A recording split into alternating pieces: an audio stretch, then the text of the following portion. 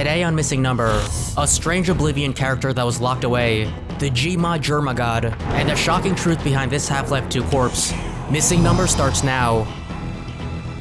It's common practice for game developers to reference real-life images to create in-game textures of objects and characters. However, Valve may have taken it too far with Half-Life 2. In the game, a particular corpse with a decomposing face can be found in some of Half-Life 2's levels. Individual, you are charged with socio-endangerment level 1. Protection unit, prosecution code. The corpse model, named corpse01.mdl, is also used in Garry's mod as well.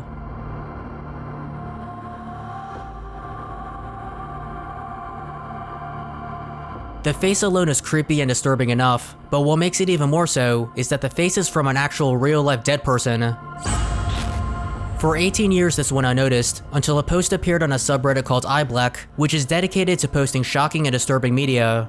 The post, which was published on December 7th, 2022, contained random forensic photographs of mutilated corpses. This had nothing to do with Half-Life or video games, but a Reddit commenter named AlfiePopple007 noticed how the corpse in the first image looked like the corpse in Half-Life 2. Sure enough, after doing a side-by-side comparison, the two faces turned out to be exactly the same. The only difference was that in Half-Life 2, the corpse's left eye was replaced with the right eye. Soon after this revelation, a YouTuber named Richter Overtime made a viral video about it on December 19th, 2022. However, in the year prior, people were already speculating that the corpse was from a real image, as evidenced in this Reddit post. Due to YouTube's policies, I can't show you the graphic image of the real corpse, which has a burnt face. The hair, however, is intact, which seems strange for a person that was seemingly killed by fire. A Reddit commenter named Abattoir of Greed recalled that the victim was killed by the Mafia, who torched his face. Abattoir gave the impression that he knew the source of the image, as he mentioned it was part of a series. I tried contacting Abattoir for more information, but I did not hear back as of this time. It's been reported that the image of the corpse is from a medical textbook, but this can't be confirmed since no one has been able to find the book. Half-Life 2 was originally darker and grittier in earlier versions of the game, so this corpse model may be a leftover asset. Additionally, Half-Life 2's art director Viktor Antonov said in interviews that photorealism was easier to do in games. The technical artist on Left 4 Dead 2, Bronwyn Grimes, even revealed in the game's developer commentary that during development, they had a folder filled with real-life disturbing images for reference purposes.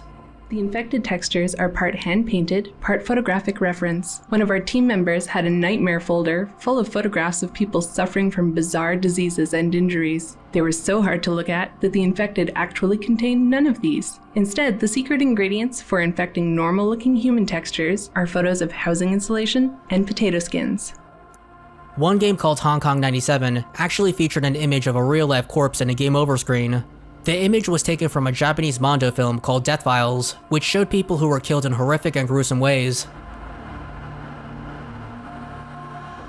The truth about Half-Life 2's corpse has unnerved players so much that mods have been created that change the face's texture. It's unknown if Valve will remove or change the corpse in an official update. Some think it's unlikely since Half-Life 2 was released 2 decades ago, but considering how Nintendo recently patched a 10-year-old game like Mario Kart 7, it's not completely out of the realm of possibility. In the Elder Scrolls 4 Oblivion, there is a strange and secret area that can't be accessed through normal gameplay. If you open the game's console command and type COC test Todd crazy, you'll be teleported to a house that's filled with unsettling oddities. There are headless NPCs locked in T-poses, a naked blindfolded female character, and a bevy of books floating in the air. I see. Good day. What's more, if you go downstairs, you'll see something that looks like a scene from the Blair Witch Project.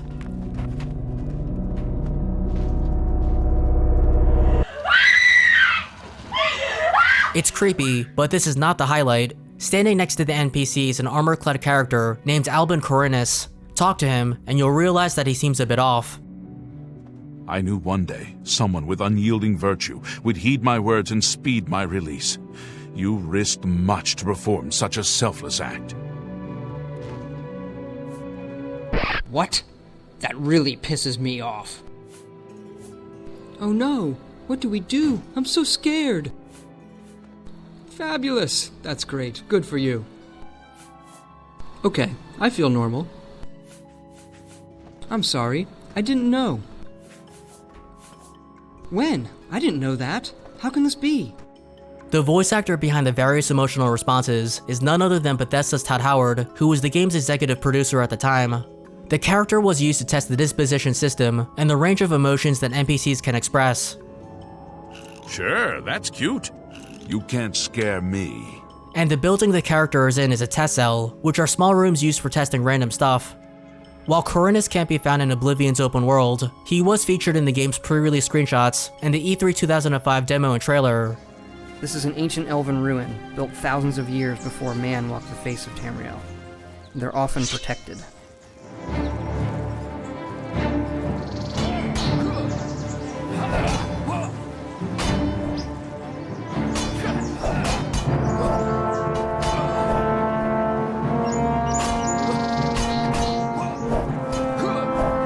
We're striving for that true kinetic feeling of guys bashing each other with swords.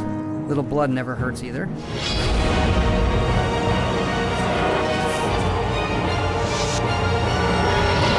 Additionally, he can also be seen in one of the game's loading screens. Here are some extra lines that Corinna says, which vary depending on the character's disposition level. Yes, how should I act? What next, friend? You are pissing me off. What next? You are indeed a bastard. It's a pleasure to be here with you. I can't recall ever-loving moments like this moment with you. My favorite town? Anvil. Lovely old stone buildings in the harbor at sunset is beautiful. In a PAX East 2019 interview with an Elder Scrolls fan site called Unofficial Elder Scrolls Pages, Howard actually mentioned that he voiced another character, a Daedric prince named Clavicus Vile, in several Elder Scrolls games. Fun question. If you could be any Daedric prince other than Sheogorath, who would you be and why? Hang on, why other than Sheogorath? I don't know, that's what Jamie said. Because Sheogorath has all sorts of craziness. Oh, I don't know. Did you do an interview where you said you would be Sheogorath? Or is it just... I mean, Sheogorath is the most fun, so that's not fair. Why can't I pick Sheogorath? I think there were a couple games where I did the voice of Clavicus Vile. Sometimes he's fun. It's assumed he was referring to Oblivion and the Elder Scrolls Adventures Redguard. Hand over her soul, Clavicus, or I'll retire you from the Pantheon. Oh! Oh! Don't hurt me, please! Wait!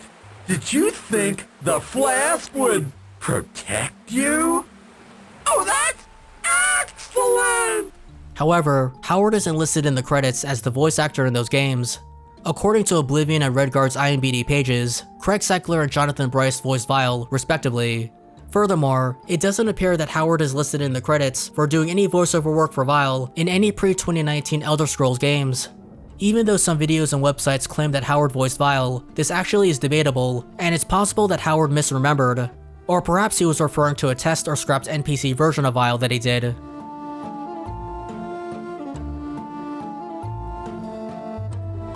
Ken had written a bunch of notes for Patrick Stewart on the character, very, very long, referencing things Stewart had done before. I thought was embarrassingly long, actually.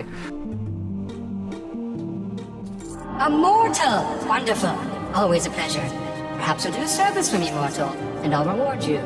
A fair bargain, don't you think? You will retrieve for me a sword, a very special sword. It contains the soul of Umbra. Immortal! Wonderful. Always a pleasure. Perhaps we'll do a service for me, mortal, and I'll reward you. A fair bargain, don't you think? You will retrieve for me a sword, a very special sword. It contains the soul of Umbra. Ever get the feeling like you're being watched? Golden City is a big, empty, and lifeless map that can be downloaded for Gary's mod. The map itself just consists of roads, buildings, and empty parking lots. If you explore enough, you'll also find a basketball court. It doesn't seem like anything special, but something will happen if you dunk a basketball, or any object like a watermelon, into the hoop 6 times.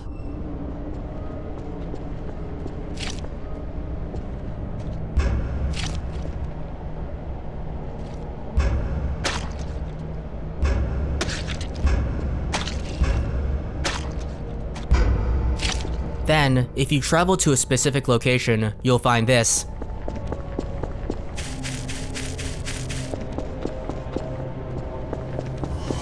an eerie red room with a button. If you press it, creepy audio will play.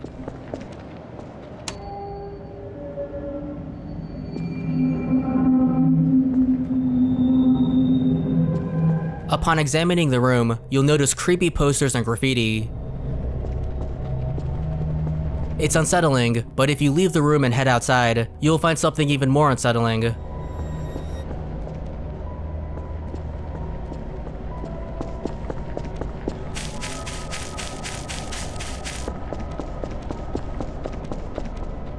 A spooky face stares down at you from the sky.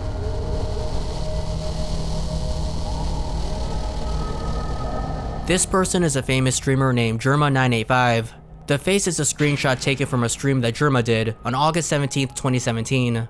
During the stream, Jerma turned off his webcam and was installing a game called The Typing of the Dead Overkill. Then suddenly, Jerma turned his webcam back on for a split second and made a weird face to try to scare viewers. They were Typing of the Dead with the keyboard. I own Typing of the Dead. Hold on a second. Give me 1 minute. You want to do like, if I have Typing of the Dead, you want me just to put Typing of the Dead on the camera and then have the camera on the keyboard? So, we'll do that, because this stream's only been like, actually like 2 hours of actual video game content.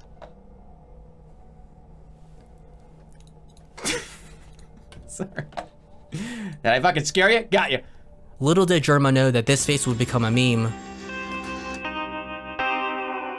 However, Jerma lamented that he finds the picture gross and ugly, and he tests out this is the first image that appears when you Google his name.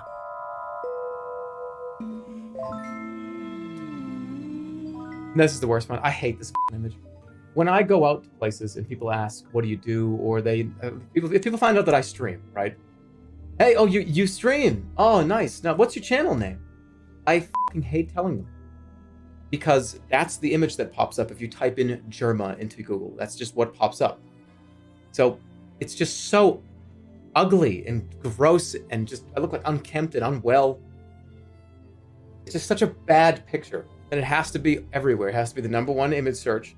It has to be the #1 thing that's like on every wiki. Like, why can't it be? I'd rather it be this one. I mean, at least this one's like a joke. This is me scary looking into a camera. I'm coming and I'm f***ing mad. This is deranged.